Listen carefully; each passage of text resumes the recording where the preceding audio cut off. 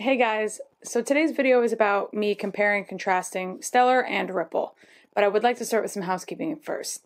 As always, my videos should be used for educational purposes and should not be taken as trading advice. Second, I have started interviewing different teams as a way to monetize my channel. I'd like to say that all of the questions that I asked, I have either sourced from the community via asking them on Twitter or Reddit, or I've done my own research and come up with questions that I think are interesting. I screen the projects before I agree to work with the team because I want to make sure that they have an active group of people working on it, that there's a roadmap, and that there's a goal. I don't just pick any project that comes my way. That being said, those are the only videos that I'm receiving reimbursement for. All of my Crypto 101 or my coin review stuff is done on an interest basis, which I've been pretty transparent about from the beginning. I've started using polls, as some of you have noticed, to pick out projects that people are more interested or stuff that I think that the community is going to really want to hear about. If anyone ever has any questions about what I do, about the channel, about my projects, anything at all, feel free to come on my Discord and ask. We have a very friendly group of people in there. You can also message me on Twitter or tweet me just in general because I'm on there pretty frequently. Okay, now that that's over with, let's get started. Ripple Labs was formed by Jeb McCaleb in 2011, and it's a financial tech company that sells payment software to banks worldwide. Their goal is to create a network in which payments can move around fast, secure, cheap, and globally. The cryptocurrency XRP is different than Ripple Labs. XRP is the native asset that runs on the Ripple network. When we think of Ripple, we often think that Ripple and XRP are interchangeable, and that's not the case. Ripple is actually completely separate from XRP, and that kind of causes some confusion. Ripple created XRP in order to be able to deliver its products more efficiently to its customers. However, it should be noted that XRP is not actually required to use the Ripple platform, nor is it required by banks if they decide to choose to use Ripple. Ripple uses the Ripple Protocol Consensus Algorithm, or RPCA, and it runs on a permissioned ledger where Ripple, because of regulations, has to maintain a unique list of all of the active nodes on the network. Anyone could start a validator, and anyone could choose any validator that they want, but the unique node list by Ripple is considered the standard. Transactions are grouped into sets, and each set is voted on by the validators. Each set must go through 4 sequential rounds of voting. Let's talk about their flagship products a little bit. Their first product is xCurrent. It gives banks the ability to move money across borders, and it runs on RippleNet, the Ripple blockchain, but it does not use XRP. Banks like this software because it allows them to save money and time when sending payments. The next one is xRapid, and this helps banks improve their liquidity when moving into emerging markets. And this is actually the only Ripple product in which XRP is required. Banks might like this because, as mentioned before, it helps improve liquidity, but they may not like it because it's introducing a little bit more of an unknown, which is the volatility of XRP in the market. XVIA is the final one, but it's still in development. It's scheduled to come out somewhere in early 2018, and apparently it's pretty similar to xCurrent.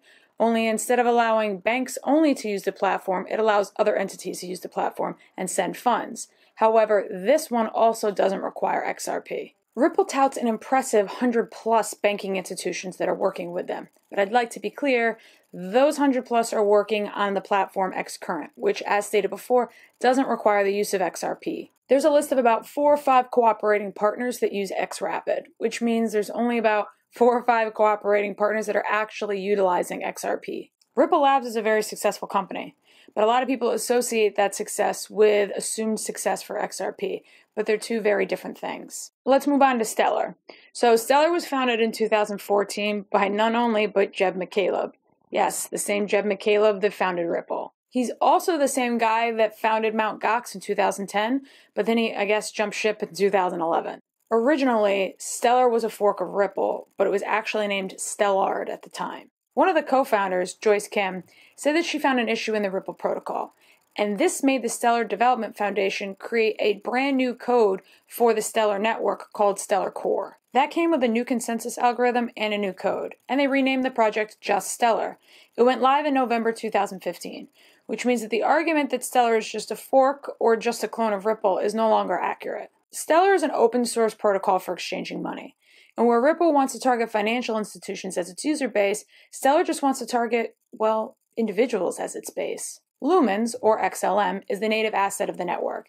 It can also be sent very quickly with very low fees. Lumens are necessary to use the bridge network to conduct transactions through multiple currencies. Rather than proof of work, Stellar uses SCP, or the Stellar Consensus Protocol. This is an evolution of the Federated Byzantine Agreement, or FBA. Stellar is based on a quorum, not a block. The protocol uses quorum or quorum slices, which are set nodes that are reached to come to an agreement. The quorum securely reach consensus by exchanging signatures. So let's cover some similarities. The first and most obvious one is both projects were founded by Jeb McCaleb. The platforms were created as a bridge to help utilize multi-currency payments to either individuals or institutions. Both projects are very fast with very low fees. They are both also a pre-mined coin, and they have a circulating supply of 100 billion. Some differences. Ripple states that they can handle 1,500 transactions with 4 transactions per second. Stellar states that they can handle 1,000 transactions per second, but they've tested up to 3,000 and have not run into any issues.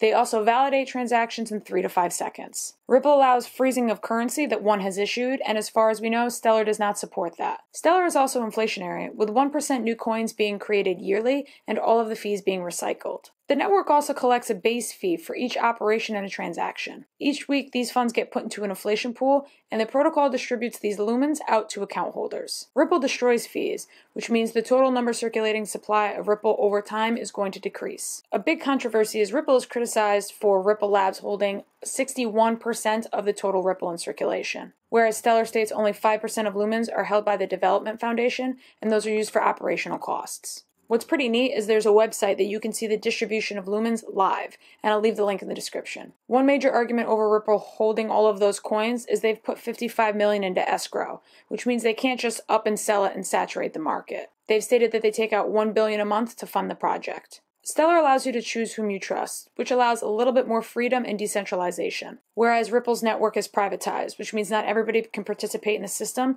unless they're on the listed trust of nodes. The protocol does not allow you to choose who you want to trust, and although the network may have a lot of nodes, most of those nodes are backed by a node on the Ripple network, which means it's controlled by the company and thus it's not decentralized. I think Ripple's realized that this is a cause for concern for the community because they have stated that they're going to try to move to a more decentralized node setup, but I'm not entirely certain how that would work. To me, one of the major differences that stuck out was the fact that Lumens is needed for the Stellar network to function, whereas the majority of the Ripple Labs products don't require XRP. The argument about decentralization gets pretty heated too. I've seen it happen on Reddit and I've seen it happen on Twitter.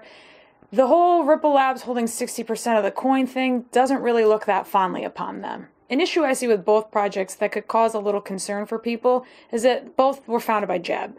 And I don't mean this negatively as him as a person. Obviously, I don't know him personally, but his history within the crypto space could cause people to see these projects in a bit more of a tainted light. I assume no matter what I do here, I'm going to catch flack for this video.